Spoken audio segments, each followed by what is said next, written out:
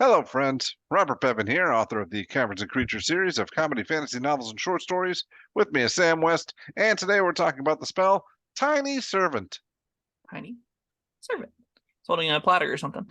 This is from Zenith Guide to Everything, and it fulfills every single Beauty and the Beast / the Sorcerer's Apprentice little fantasy you could ever have. Minute cast time, range touch, third level transportation. Rolls magic components lasts 8 hours. It's a wizard and artificer spell, notably not a ritual, which is a little bit of a bummer, but I get why. You touch one tiny non-magical object that isn't attached to another object or a surface and isn't being carried by another creature. A loose object. The target animates and sprouts little arms and legs, becoming a creature under your control until the spell ends or the creature drops to 0 hit points. See the stat block for its statistics, which we'll touch on. As a bonus action, you can mentally command it if it's within 120 feet of you. If you control multiple, you can command any or all with the same action. So that's nice. You can be like, I want you to go change and do something different. You decide what action they will take and where it will move during its next turn, or you can issue a simple general command such as fetch a key, stand watch, stack some books. If you issue no commands, the servant does nothing other than defend itself against hostile creatures. Once given an order, the servant continues to follow that order until the task is complete. When your creature drops to 0 hit point, it reverts to its original form. Any remaining damage carries over to the new form. So, like, if it's a bookcase, it's not a bookcase, it's a book, the book has, like, 10 HP. And if it takes 11 HP damage, the book reverts to a normal book, and that book takes 1 hit point of damage, which probably destroys it. Most tiny objects have very few hit points. But when you upcast it, you can get 2 additional objects for each slot above third, which I think makes it a lot more fun in the upper tiers, because you get like a 5th level spell slot and get 5 of these little things running around. Now, are they that good? That depends on what you need them for. That is definitely true. They get +5 to hit for a d4 +3 bludgeoning damage, which is fine when you've got a lot of them, right? If you get 5 of these things running around, that does a non-zero amount of damage. 5d4 plus 15 damage around is a lot, assuming they hit. They only have +5 to hit, and they don't scale with their attacks with your level or anything, right? They're static when they get there. They also have a 30-foot climb speed, and that's basically it. They have blind sight at 60 feet, which is pretty neat. So, like, you could do some invisibility detection with this. You can do some detection of things that are difficult to perceive otherwise. So that's pretty cool. They do make great alarms and stuff. Beyond that, this just kind of feels like a slight upgrade over Unseen Servant, and not so much of an upgrade that I'm head over heels for it. But they gave me the words, and sprouts little arms and legs. So I really can't not just do anything but adore this spell. Yeah. How do you picture using this? So truthfully, I probably am not. I probably have an Unseen Servant and a Familiar already, and if you have either of those, or both, like... Yeah, that's true. This isn't it, right? This is pretty bad compared to those cheaper options. This is probably where Find Familiar should start. This is, I think, the real, like, appropriate level for that kind of... I call it a spell, it's more like a feature, but the really high utility exploration tool. I'd like you to, like, just quickly compare what a Familiar can do versus what this can do. This is gated by 120 feet of you. It offers you telepathic commands, but you can't look through their senses or anything. You don't get these don't get fly speeds. They don't get the ability to turn invisible in the case of warlocks. They don't get a lot of the juice that makes Familiars really powerful. They are, like, finite. You get them for 8 hours and they go away, right? Familiars, for a first level spell that gives you 1, you just get that forever, and if it dies, you can just spend a little bit of gold and get it back, and you can summon it and teleport it around the pocket dimensions and nonsense. Like, it does so much more than this. That makes this feel like I wish this was just a first level artificer spell, because that'd be really flavorfully rich. I think that'd be really fun for artificers, but yeah, it's a hard sell for wizards. Having access to Familiars, but what about for artificers? They get a Familiar-like feature with their infusions that gives them a homunculus servant, so it's kind of the same boat there. And, like, let's be honest, a bunch of 30-foot little gremlins running around at your disposal is going to be fun. I'm going to have fun doing that if I ever take this. They're, like, worse than Mephits. And well, I was thinking about Mephits.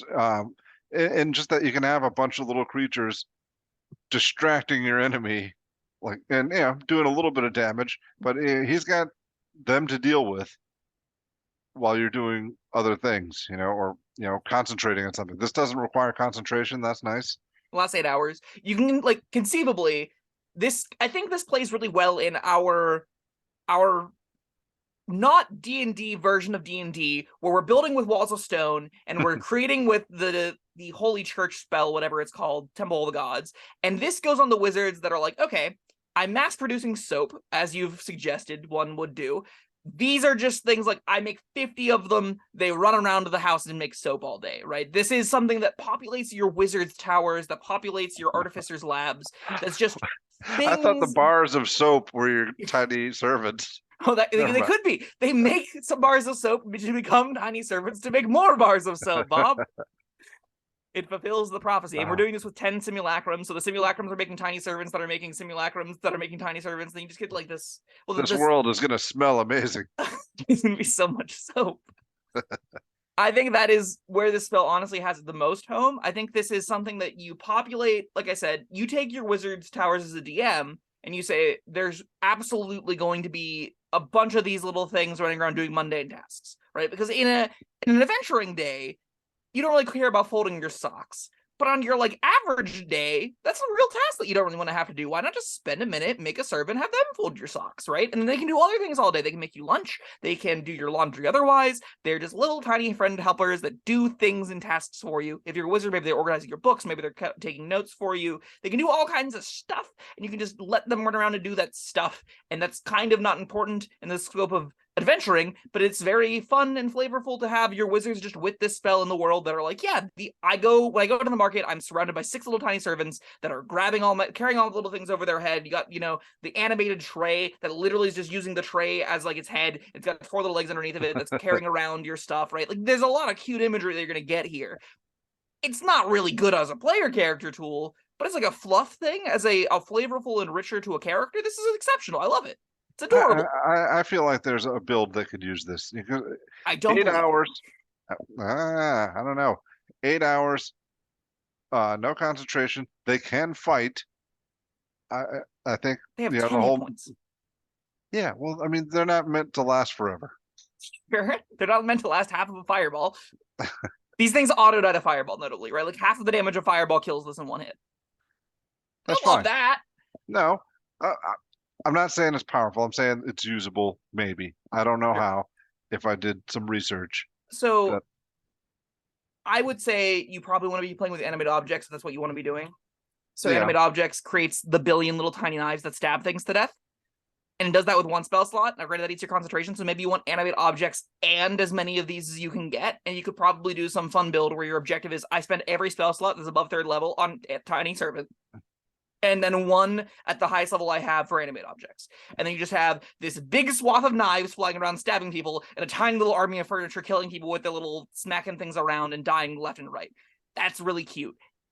You're going to run out of objects really fast, but it could be very fun to do.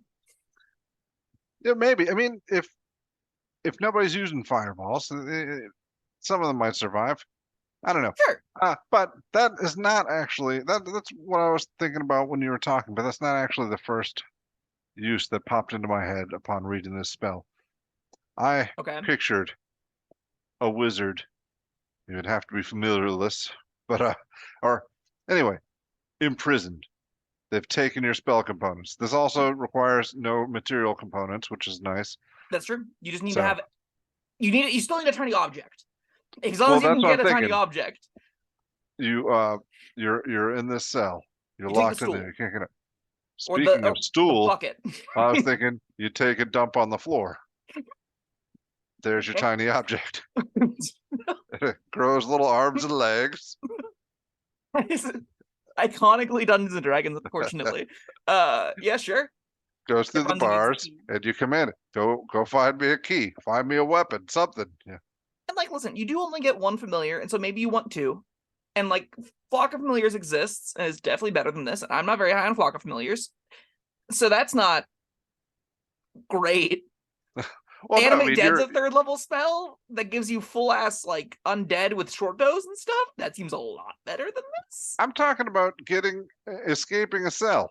Sure. And I'm saying Flock of Familiars is probably better than this. Yeah. Almost certainly. Or just your regular familiar. Yeah. But I want my little turd man to go find me a key. And that's the reason people take this spell. And that's a good reason to take this spell. this spell is not going to be doing anything powerfully. This spell isn't going to be the best at anything. This probably could have been a 2nd level spell. It might have been able to be a 1st level spell. As long like if they put a cap on it, it's probably be fine as a 1st level spell. But like for what it does flavorfully, I love this stupid thing. Like it's dumb, it's cute, it's Unseen Servant plus. And listen, no one was running home to be like, yeah, Unseen Servant's breaking my table. It's too powerful. I can't handle Unseen Servant. And that's like, this is a glorified physical Unseen Servant. So, and a D4+3 is not nothing. So this can be a weaponized tool. Like maybe you really want to make the character that kills people tiny servants.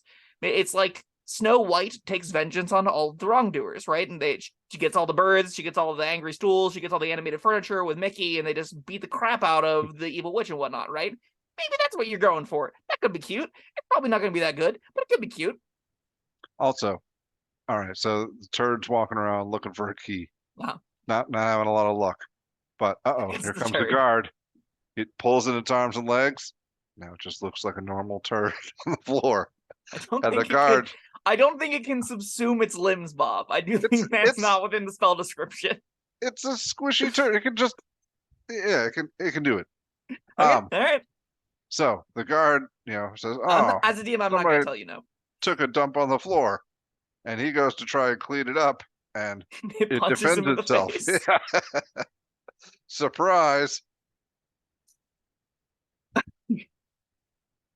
There's a lot of meme value to this. There's a lot of comedy to be had in Tiny Servant. I'm really glad they printed this spell. I think they could have done a better job making it cheaper. I think it doesn't have to be this expensive. I love it. It's probably it too. It's never doing anything powerfully. There's not a lot happening here that you can't get in spades everywhere else as far as summoning magic goes, especially in the wizard class. And this being like, Artificers being half-casters, this says 9th level is like, joyous day. I have what the wizard can do with a ritual spell. Like, that's not worth a 9th level feature. And so that's like, honestly makes this quite bad on almost everyone. That being said, again, if you're here for the giggles, this is very high on the giggles list. Oh yeah, I guess I got to agree with your 2.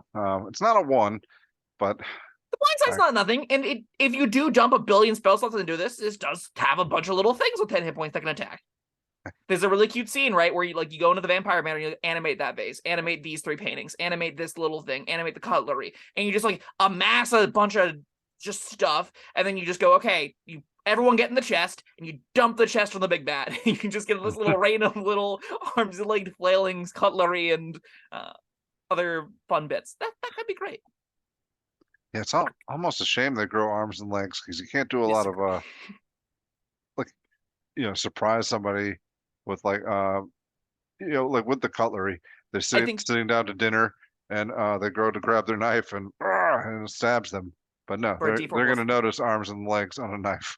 I do think it would have been great if they would have given them false appearance, which is a little thing that lets them be indistinguishable from objects of that type. That would have gone a long way, but they didn't. There's a lot of room for the spell to be just a little bit better. And we do like the arms and legs, though. It's the best part of the If their arms and legs weren't here, this would be a 1. I'd have no use for it. I'd be like, if I'm familiar so much better, every other spell so much better than this, but this is adorable. I can't. It's too cute. Animate objects exist that makes the spell almost obsolete, but like animate objects doesn't give them arms and legs. No, it just doesn't. Not. All right. Yeah. Do you remember the footstool dog from Beauty and the Beast? How cute that thing was. Yeah. Yeah, it's so cute. I'm sorry. I'm excited. No, you're all right. All right. Well, that was what was this called? Tiny Servant. Thank you, Sam, and thank you everyone for joining us. If you have any ways you can use Tiny Servant that we didn't cover, let us know. I'd like it to be more usable, but yeah, I'm drawing blanks. So let us know in the comments, and we'll see you next time. Bye-bye. Thank you for watching. If you found this helpful, informative, or entertaining, I'd really appreciate it if you hit the like button below. You needn't smash it, a gentle tap will suffice. If you want to see more videos like this, subscribe to the channel. And make sure you check out the links in the description, where you'll find my Caverns Creatures series of comedy fantasy novels, Sam's full review of the spell, and other fun things.